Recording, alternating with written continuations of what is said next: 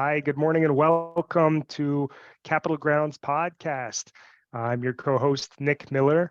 Got my other co-host, Luis Cortez, with us this morning. We're with SITG Capital, real estate investment firm based out of Texas. We've got properties in Dallas, Houston, Austin. Shortly here, we'll be expanding elsewhere. So look forward to some of that news in the near future. This morning, we're bringing you news about local multifamily real estate. Going to be talking about some coffee and really just digging into some interesting topics about real estate in general. Luis, how are you this morning? Doing well, Nick. Looking forward to having a productive day and a fun podcast. Good. Me too. Me too. It sounds like we were chatting earlier. We've each got a lot on our calendars today. So yeah, I think it's going to be a great day. We'll see what the future holds. But what energy drink you sipping on this morning? C4, baby. C4 is C4. gonna be an explosive day. Yeah. What flavor you Yeah. with? Man, this one's called Mango Foxtrot. But the reason I get it is because it gives you superhuman performance. So Oh, nice. I yeah, like it. their branding and marketing um, you know, hits home, because at one time I thought I was a superhuman, but it also supports the Wounded Warrior Project. So I'm all about that. But yeah, this Oh, that's I cool. can't really even describe the flavor. It's kind of like it's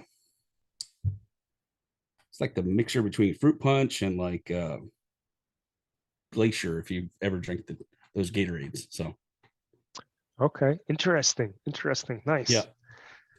Well, I'll tell you, what you got today? the coffee bit of our conversation. Last time we were talking about Yetis and our love for Yetis. I have to tell you, for a long period of time, I was searching for what I felt was the perfect single cup mug. Yeah, And I looked everywhere. I tried, Hydro Flask. I tried, uh, some of the other Clean Canteen, some of the other, popular brands that make drinkware for camping and, that have durability and whatnot. Checked out Stanley, checked out. Anyway, long story short, the oh yeah. Yeti, they make a 10 ounce, I think it's 10 ounce, maybe it's 12 ounce, uh, Rambler style mug. And it's perfect. It's, So fits in your like a 12. hands. Yeah, 10 I or hadn't seen that. 12. I hadn't seen that one. Yeah. I've seen Yeah, that you have, highball one that they do, and it's make like for mixed drinks, but yeah. yeah, or for coffee too. Yeah, that one for me, I think was too big to fit in my cup holder in my car. But this Yeah, one, you can only get it online, or you could when I bought it only online. And it's yeah, perfect. It's the perfect size. And it yeah. works just as well as the 20-ounce one, It looks handy. It is it is great. It is great. And I'm still drinking that Pete's that I talked about last time, that Yeah, Pete's but we're towards the bottom, so I've got another bag of coffee I'll be looking forward gotcha. With to that bringing you next Pete's, week. I know Yeah. that, and I'm not sure if we're talking about the same one, but I don't they make the coffee machines where you like have that drop in deal where it's almost like a Keurig, but it's the pouch style, or is am I Huh. thinking about a different Pete's?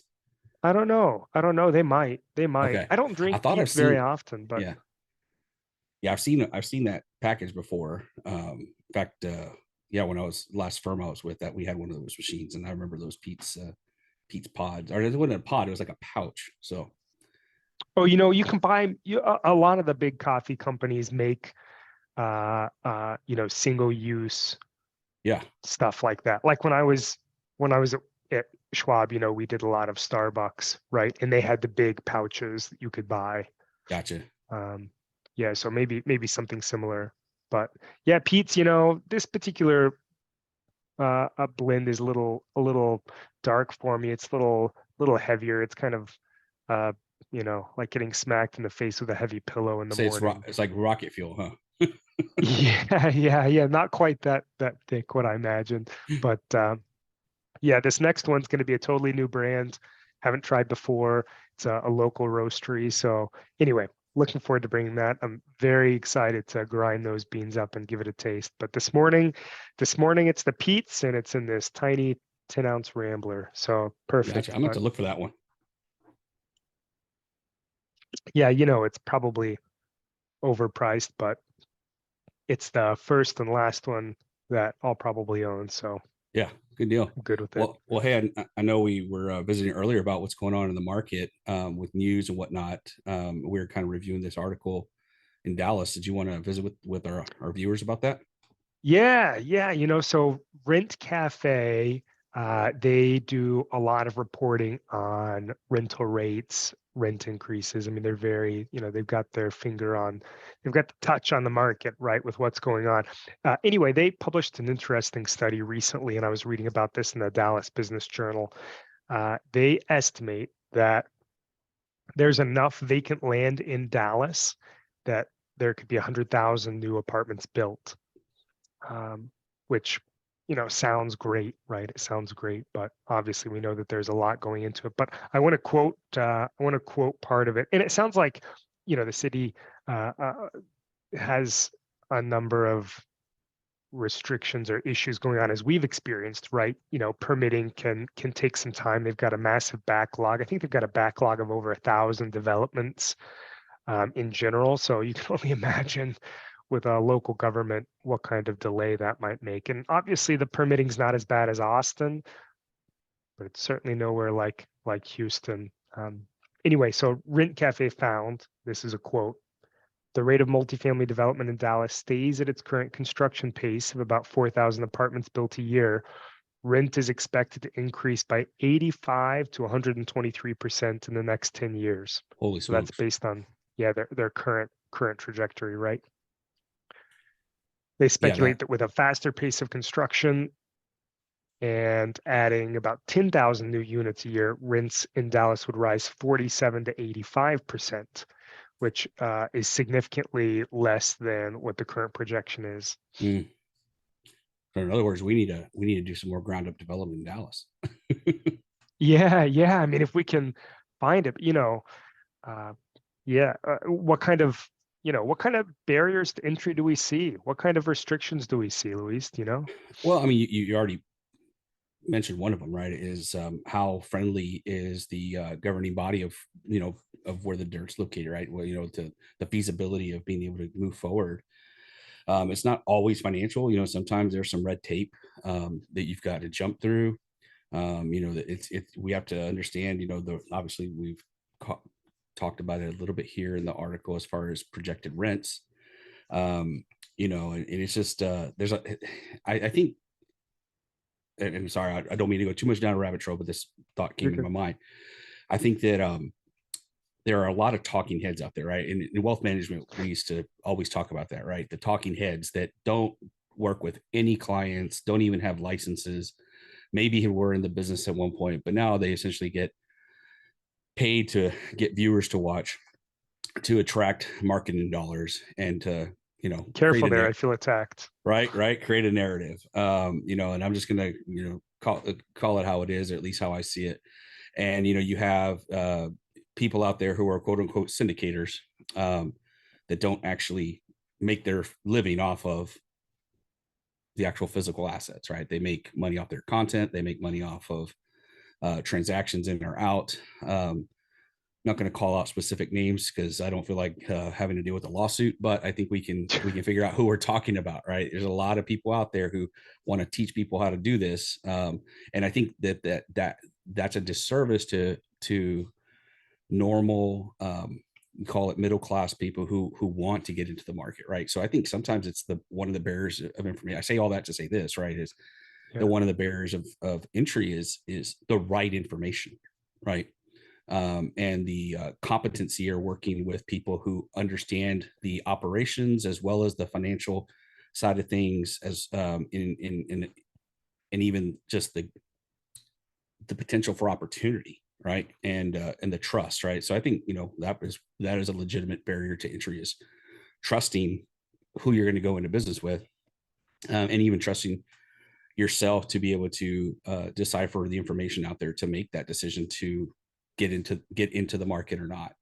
But there's a lot of moving parts. It's not a simple XYZ. I know a lot of people want to make it that way, and from a high level perspective, it can be from a standpoint of potential financial opportunity, but the ins and outs of everyday working in this market and in this product space, is way more complex than people think. It is. It is. Yeah. And, I'm with you. And I think we've seen a good example of that, with the Apple's Way portfolio that we've been seeing plastered all over the news, right? Uh, I think you hit the nail on the head in one aspect that there are things about this business that you don't learn until you've been in it a while, right? Until you've gotten some time in the market. And half the battle with so many things is knowing what you don't know, right? And if you don't know what you don't know, you open yourself up to a lot of risk, and it's not as simple as people want to make it out to be sometimes. Yeah. Yeah, I kind of think of I always use things in the automotive as analogies or metaphors, and it's kind of like owning a car, right? Um, the more you buy cars, hopefully the more you learn how that transaction actually works, right? And you hopefully start becoming a better car buyer, right? And I think the same goes to real estate, right? The more real estate you buy, the more you learn how the transaction goes, the more you understand how to calculate or find value. So it's again, it all comes down to scale, right? It's probably the biggest word that comes to mind. But it goes further than that, right? Because it's one thing to say, okay, hey, I know how to change my car's oil, right? But then it's like, all right, could you swap out the motor, or rebuild the motor, or swap out the transmission, or so it's there's a degree of competency that has to be part of it, and if you don't have the time to learn that and grow in those areas yourself, hopefully you can find competent, trustworthy firms to partner with for those type of opportunities. So, Or a mentor, yeah, or a right? mentor for sure, that's always a good way. But even then, finding a mentor, a mentor that's in it with you, right? Not just a mentor that's going. It's kind of like if you can't in sports, right? If you can't do, you coach, right? And that's not always the case, because there are definitely some guys who've played in all sorts of different professional sports that are now coaches. But a lot of times, you do find people that are incredible coaches, but they just maybe weren't great technicians, right? They weren't great operators, but they know how to teach it really well. And I think that holds true. But I think the motives, right? The motivation behind those people is really what has to be questioned, because it's kind of like, all right, hey, just like we literally SITG stands for skin in the game. I know we talk about that. I mean, we pride ourselves on that, because we come alongside everybody when we do a deal, versus people who are just using OPM, right? Other people's money. And Right. not that there's necessarily anything fundamentally wrong with that, but in a way there is, because it's kind of like, where is your vested interest, right? Where is your true motivation? Because if the project fails, well, you don't have anything in there, right? But I think Right. from a concept of how can we create a lower barrier of entry, right, to be able to gather that and move forward. And if you do have somebody who's really skilled doing it the right way, it can work. But I also think it's one of the highest risks of failure, is to do it that way, because quote unquote your sponsor or your mentor, if things don't work out, there's really not a whole lot for them outside of the reputation, to lose. So Yeah. Yep. That's fair. And for our listeners and viewers, if you find yourself in any of those situations, give us a call. We're happy to talk you through it. Give us we're willing to share our thoughts, suggestions. If you've got a joint venture, a JV you're looking to do, we're certainly willing to consider it, explore it, and review it. But regarding the 100,000 apartments that could, where land exists, it's not that simple. We've run into a situation actually in Dallas where there's some land that we found attractive. We contacted the owner of the land. They weren't motivated by money to sell it. That firm had plenty of money. They were comfortable. They were just holding it to hold it, basically. So it's not always straightforward. It's not always clear cut in what needs to happen. It sounds like Texas House Bill 14 This is another quote from the article. Texas House Bill 14 could serve as a solution to zoning and permitting challenges in the city. Under the bill filed in March, applicants could hire a third party to perform the necessary reviews for them and sign off on a permit if a city doesn't act on the application or conduct a necessary inspection within 15 days of state set deadlines. I see some liabilities opened up there, but shoot, if there's ways to get around some of that backlog, it sounds like everybody might win in that instance. So we'll see. We'll see if that passes, and we'll see what happens from there. But goodness, yeah, lots of opportunity. And at the end of the day, what I gather from that is even in an instance where we've more than doubled in Dallas, more than doubled, 250% production of apartments on an annual basis, rents are still projected to go up. So keep that in mind. I mean, that's one of the, the benchmarks that we talk about when we're looking at, bringing on new investors. But yeah, I think right, the fact that rents are going up and supply is going up goes to show you how strong demand is, right? And that just comes down to pure numbers, like we talked about the other day, just in Central Texas, right? The Austin Metro, over 160 people at one point. And I'm pretty, I'm thinking those numbers might have been a little light, because when I went and redid the math, I think it had to been closer at one point over 200 people net a day, right? Moving here. And that's just Austin. Dallas is probably just as desirable because of jobs. And that's what it comes down to, right? We talk about whether it's politics, economics, a lot of things intertwined, but man, people are going to go to where there's good paying jobs. And Texas has been so pro business that it just makes a lot of sense, right? As far as why we're so passionate, not just because it's in our backyard and because we can go and actually put our hands on everything and make sure that things are running smoothly and like they're supposed to be, but just from a pure economic standpoint, that Texas is primed for job growth and population growth. I mean, those places, those people need somewhere to live. And unfortunately, right, due to the demand, the home prices are going to continue to probably rise as well. At what percentage, that's to be determined, but that's where I think, giving folks like that an opportunity to have a good, safe place to live is still right there, like I said, right and it's essentially part of our mission statement, right? And one of our principles of being able to take care of those people. So I'm really excited about what the future holds. Obviously, Dallas is the data's there, right? The data's there to say like, hey, this makes sense. Now it's just a matter of finding the right dirt and the right model, not financial model, but building model, right? To say, okay, where does this not just serve the population of people we're trying to help, but also make sense for us from an investment standpoint for our investors. Agreed. So speaking of investors, today we've got an emphasis on the 20% rule, right? 20% rule. Yeah. And there's a bunch of different 20% rules out there. There's the what I learned is called the Pareto principle, where 20% of the work produces 80% of the results. And, the flip of that, only 80% of the work produces 20%, so most of what you do is inefficient and ineffective, but, there's 20% rule when it comes to budgeting, where you should be saving 20% of your income. There's closer to what we're going to talk about, traditional portfolio allocation. There's 20%. So you've got 80-20 portfolios or 20-80 portfolios, where you've got 20% of your overall portfolio dedicated to equities or to bonds, or hopefully not to cash, but maybe in the right, for the right client. But, what we want to talk about is a more modern approach to overall portfolio allocation, and that 20% of your portfolio should be allocated to real estate, alternatives, but specifically real estate.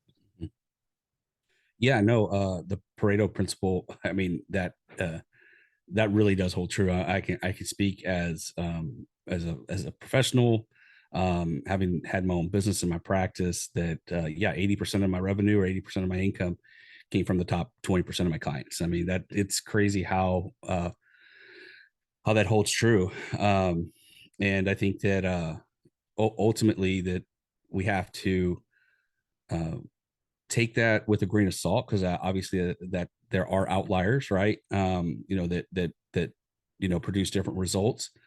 Um, from an overall wealth perspective, um, I think it's actually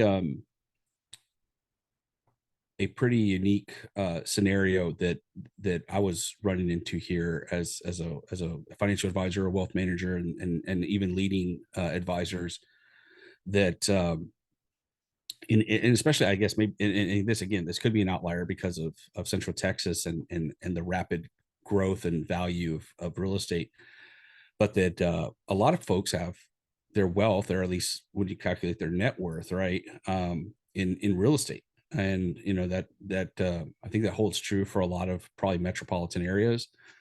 And but when we talk about liquidity, right, I think that's the other factor that you have to bring into is like, where's cash flow coming from, right? And generally speaking, I would say, yeah, 20% of your liquidity being able to be carved out for offerings like ours or real estate trusts. I'll talk about some of the downside or the limitations that those provide. But yeah, some sort of alternative, whether it be oil and gas exploration, other hard assets. I mean, you think of anything that's not a stock or a bond, or maybe even an annuity, that would probably qualify as an alternative, right? Um, Sure, sure. and you can, I'd like to hear your opinion. I know that you're with Schwab, and y'all were very much more into the public markets, from a standpoint of uh, portfolio allocations and stocks and bonds, and getting the right mix for people to meet their risk tolerance. But I think something that I experienced, right, was in saving money, right, and in general, whether it's hey, building up your emergency reserve fund, saving for retirement, saving for college, saving for a vacation, right? Everything kind of has its own bucket, right, and its own sleeve. I would say, and but Yeah, as an advisor, right, or a wealth manager, you really want to come up with the strategy for each play, right? If not the overall, agreed. like there's the overall strategy, and then each bucket kind of has its own tactics, right? So Absolutely. and I think that for me, I really took an approach that and I guess this is a mindset, right, that as my primary directive wasn't to make sure people were going to be rich. It was to make sure people were never going to be poor, right? And I shared that with people, right? I said, I'm not probably your typical person that's going to tell you all these great things and use a lot of buzzwords to um, convince you that I'm the best thing to do for you and your family, or you and your business. It was more about taking just a very earnest approach of saying, hey, look, I'm your advocate, and I'm also the advocate for people who are not here. Like, so let's just say I have mom and dad in front of me, and the kids aren't there. So my job is to advocate for those kids. Right. Or I'm speaking to one business owner, and their business partner's not there. I'm advocating for the person that's not there, right? Because I think that to find that harmony, to find that ability to be at peace with where you are financially, you have to take that approach, because if not, then we always suffer from FOMO, right? Fear of missing out. And so I think that's a key difference in working with people, is that what are their true motives, what are their directives, um, because if it's only to make you money, and it's only to try to build wealth, and they don't think about all the other things that matter in your life, I'm not too sure that's the best way to go about it, right? Even if the Oh performance is yeah. there. Well, I mean, right? I mean, and I think in almost 20 years in this business, or in financial service and wealth management, I think that too many of us, right? We get sucked into that, right? Because that's what the news is, right? That's all you see is the Jim Cramers and Susie Ormans of the world, and Sure. even Dave Ramsey's. I mean, again, some of the things they give are very solid principles, but in practice, they're not applicable to every single person, right? And I think that's where they do it. Right. Just that's where it's a disservice, because I think that most people, they're watching, this information, and they're trying to figure out, how can I make this work for me? Well, it may not, right? I mean, just depending on where you are in your financial life cycle, it may or may not be applicable. And sorry, I know I'm going a little bit down a rabbit trail, but I really do feel like, when it comes to the quote unquote 20% rule, it's on a case by case basis, right? Because I know that I've worked with a lot of people who were going to either be retiring, or one of their primary objectives was, how am I going to retire, right? And so sometimes it's backing into an income tool, right, that meets most, if not all, their needs, or we can work towards that. And I think that was something that was super attractive about joining the firm, was the way our income fund is structured. I mean, it's essentially a pension alternative, right? And I used to be It is on a smaller scale. Yeah. yeah, right. But it's also got I mean, if you think about it, uh I haven't looked at the most recent statistic, but less than 20% of companies provide a pension. And that's typically Fortune 500 or better, and even those are all getting either sunset, or then so some people might be grandfathers, so they may technically still have a pension, but it's just not being funded anymore, and everybody's gone to a defined contribution plan or 401k plan, right? um so it's like, how do we get back to that? And a term I want to hopefully have our listeners look up and learn about is what's called sequence of returns, because sequence of returns is probably the most important aspect of financial management out there. And essentially, sequence of returns is, hey, while you're putting money away, you're not accessing money. The volatility of whatever you're in, whatever vehicle, whether it be stocks, bonds, a real estate fund like ours, a REIT, whatever widget, right?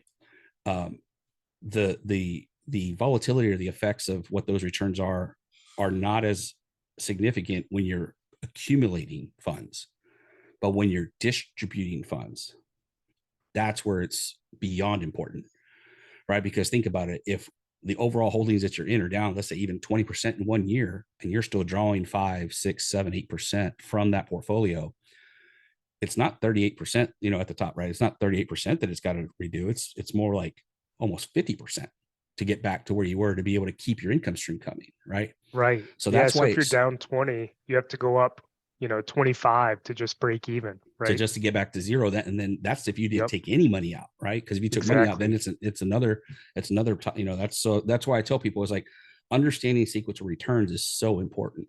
And that's why it's always good to make sure, like, you have a baseline. I know a lot of people will say, well, I got Social Security coming. That's obviously another topic that we could spend hours on, if how that, how and why, or where that might be in the next 20 to 30 years. Sure. um and not to get political, right, but it's just it's a mathematical one. And so, I mean, I don't know It how it is. was. Yeah, I don't know how it was for you with working with clients, because yeah, statistically we can show them how portfolios, especially if you take quote unquote a bucket strategy, right, how things should either always waterfall, or you access this bucket when things are going bad in this bucket. I mean, that does make sense. But I really think the way you get away from that correlation, right, is to participate in offerings like ours, because um, they're meant to be evergreen, in the sense that, hey, it's open, we're spitting off this dividend, after our holding period is over, you get your capital back if you want your capital back, or if you want to continue to let it go, you can let it go. We can even reinvest every 6 months if you want to not take the whole amount.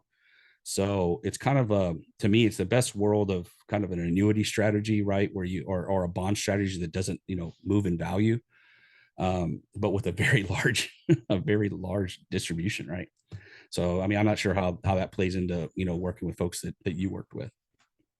Yeah. Well, and I like to call, so I was at Schwab and later E-Trade, Morgan Stanley. And I like to think of that side of the business as more of a mass market retail, where we cater to individual investors, many of them do-it-yourself investors, several of them not, but uh, uh, that was a bit different than it is on the the traditional retail side like you were at, right? Um, but I'll tell you, a lot of the same principles hold true. We didn't have quite the same flexibility when it came to investment options or certainly alternatives, right? Because the options we had were they had to be approved by the firm. There were only a certain number were available, et cetera, et cetera. Um, but trying to find the right, and I'll tell you something that's changed. I'm going to go off on a little tangent here. Something that changed, in the last 5 years, I would say 5 to 6 years, is that a lot of those firms moved away from having their advisors or consultants make individual stock or individual fund recommendations, right? Because they are all about, Schwab in particular, all about managing liability and managing risk. So, generally when we would get to a situation where we would have a more complex need when we were trying to set people up with, a more complex or more efficient portfolio, that's when we would generally refer them to a local RIA, um, or, a local team within the firm that Sure, was able to sure. do that. Yeah, no, I think investment management, risk management, especially with the speed of information that we live in today, right? I think that's something that um, not a whole lot of people have taken the time to to explore of the markets. And I tell people that, and again, this is not to go too far down a rabbit hole, but the market wasn't designed to have information this readily available, right? To be able to make trades in an instasecond. From a standpoint of news cycles and people's tweets moving the market, I don't think people, when the market was designed was originally this is not what I don't think they intended for the market to be able to move the way it does, right? For the market to swing a point and a half or 2 points in a day, 3 points sometimes. I mean, I think I've seen that as high, right? It's 3 points in a day. Maybe a position being able to move that much because of earnings or profitability or news, right? That's understandable. But that's where I think things like real estate, like other alternatives, they help to alleviate that volatility, because they don't, just because, yes, interest rates may go up by so much and it does, move the needle. But, if the stock market goes down, 2%, 3% in a day, it doesn't mean that the piece of real estate that you had also just went down that much, so it's the correlation, or the separation of correlation there. I think that's really important to consider. Yeah, agreed. And obviously real estate and alternatives, they come with their own set of risks, and there's a lot to consider there. But at the end of the day, when I think personally and professionally, frankly, equities and bonds are so tightly bound together that it's becoming more and more important to find something that has a lower correlation, like we've discussed, because of the speed at which information travels these days.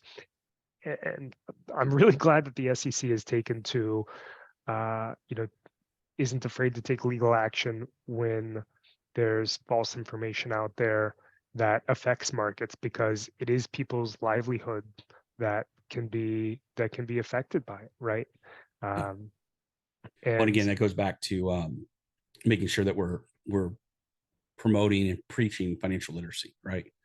absolutely. Yeah, because that's really important, because I think that we live in a society where we don't want to miss out on opportunities, but that shouldn't be the driver, right? That shouldn't be if I don't do this, I'll never get to where I want to be. It really needs to still have a measured as well as educated approach. And like we always preach, it's a matter of if you have your cash flow in a really good place, it's a lot easier to weather the storm. And when your cash flow is in poor condition, I think that's where people um, end up making poor decisions because they're not able to cover their bills, right? They're, but if you make sure to manage your debt loads and not bite off more than you can chew as far as either car or house or waiting to remodel, it's a you name it, it's out there and people have done it. And I'm certainly haven't been perfect along the way, but I also realize that I've learned from those mistakes, and I can speak to them from a personal experience as well as professional and other stories that I've been able to gather along the way from working with people. And at the end of the day, um, I guess what I'm trying to say is that we we really come from a place of we care, right? We care about the projects that we do. We care about the people who live in the projects, those properties, and we care about the people that come alongside us and invest with us, and we want it to be a win-win for everybody. Absolutely. And there's that keyword I always use. Luis, you said something earlier that I have as a personal mantra of mine, and that's advocacy, right? And one of the things that I love about our firm and the team that we've been able to build is that I think every single one of us comes from a place where financial advice means financial advocacy, and honestly, if we could open an RIA of our own and rebrand our advisors as financial advocates, I would be, the first on board, because these days, especially with pensions becoming less common, right? And Social Security being mismanaged, uh, as everybody has their own 401k. I mean, building wealth has always been, but more now than ever before is about taking ownership of your own wealth and your own financial security and planning ahead for that, right? Now that people, and we're starting to see a shift, I think, back towards mandated demands, like uh, when you're setting up a 401k, having the option to unenroll from a 401k rather than enroll in a 401k, right? I think that's a good move in the right direction. Yeah, Um, opting out versus having to opt in. Yeah, yes, thank you, thank you. yeah, That's better verbalized. But I think where we're at right now, having a financial advocate, somebody on the same side of the table for you, is that as we continue to see individuals owning their wealth and their future, we'll be able to see more financial literacy out there and available. But sometimes, like I mentioned earlier, if you don't know what you don't know, it's tough to try and learn what you don't know. If yeah. you don't know that some of these options exist out there, it's not going to get any easier for you. So, Yeah. Well said. Well said. yeah, well, Luis, we've kind of dug into a little bit of everything today here. I appreciate the chat. Again, to our listeners, viewers, and I apologize, I had some technical issues here earlier. So if you saw me freeze up and stare at the screen open mouth for a moment, just know shouldn't have that same issue in the future. But um, yeah, it's an interesting world we live in. Interesting world we live in for sure. Yeah, no, I think, like I said, I'm very optimistic about where things are going for us as a firm. Um, you know, and I think the best way forward is to be the change you want to see, right? I think that's Be the the the change you thing. want to see. Yeah, be the change you want to see, and I think that's all we really can do is control our actions, our efforts, our attitudes, right? um Unfortunately, that's challenged almost daily, it seems like now, in either the news cycle or even interactions with people. And honestly, as a man of faith, I it's sad to see some of the things that are going on, but at the same time, it's totally understandable. And I try to empathize and give people the benefit of the doubt. But in the same token, I'm like, hey, I can only control what I can control, and that is very little. so, so I'm gonna focus on that and try to help people along the way. And do the best that I can for my family and the people that are involved in my life, and including our clients, and keep pushing forward to find ways to rise above and make the most of our opportunities. Agreed. And I'll tell you, if you're a viewer, listener, and you're sitting in your chair thinking, you know what, I'm not sure that I fully know what I don't know, give us a call. Be happy to have a conversation with you. If you're in the industry and you're just getting started and you're having similar thoughts to yourself, and you're like, you know what, I'd like to get into this, or I've got this project that I've got questions on, and you'd like to talk it through with somebody, give us a ring. We'd be happy to chat it out.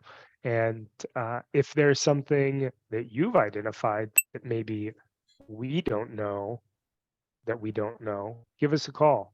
We're always looking to learn more, and certainly happy to help anybody who is willing to have a conversation. So check us out, sitgcapital.com.